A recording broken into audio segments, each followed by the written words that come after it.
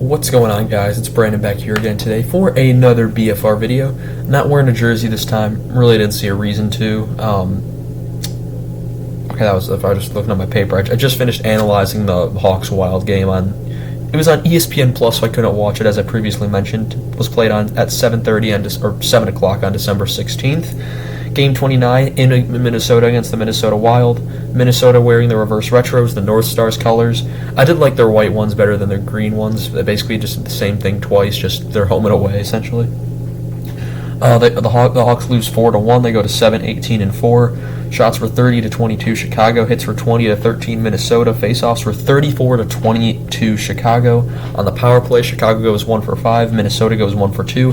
Mrazek saves 18 out of 21, and he honestly had a pretty good game from the saves I was seeing in the highlights and just stuff I saw. And then Fleury saves 29 out of 30. Hawks didn't look like to challenge him, yet they somehow put 30 shots on. In the first, early in the period at 15:06, it's a Minnesota deflection goal from Matt Zuccarello, his 11th of the season from Kaprizov and Steele, which makes it 1-0. Then you have Steele with a break that was denied. 9:31 Minnesota penalty to Shaw for tripping, which would be killed. 8:20 Chicago penalty to Kane for interference, which would be killed. And on that power play, Boldy was robbed twice on one-timers. They were great saves by Mrazek. And I just realized that. Okay, so I am wearing my Vegas hoodie. This little thing I got. It's a very nice hoodie. I do like it a lot.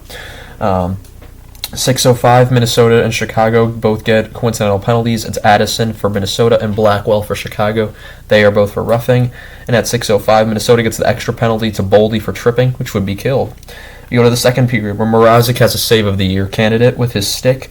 I believe it might have been on Boldy again. I couldn't tell from the angle that was on because it was on the other side of the ice. But gets back with the stick and just was his arm back, and it just perfectly placed where the puck was going to be.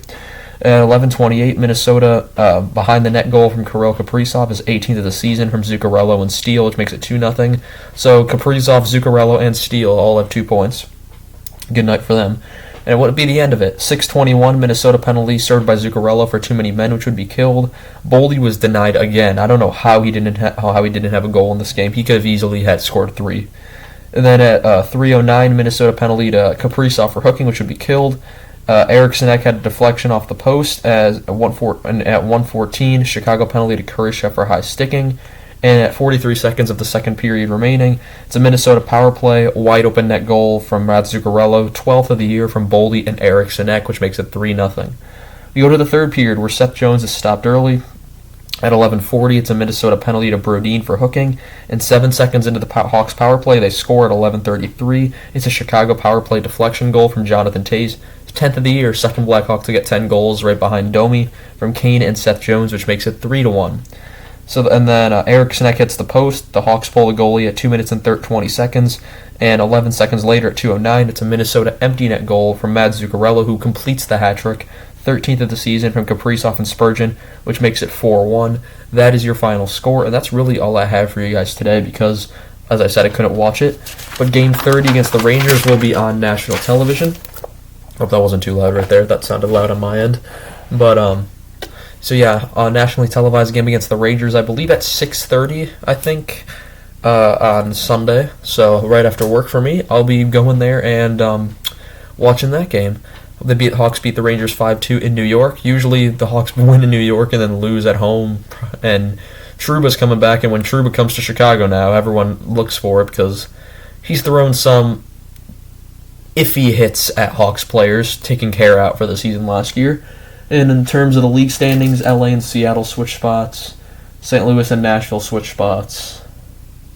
And that's it. So I want to thank you guys so much for watching, and I shall see you guys in the next one. Goodbye.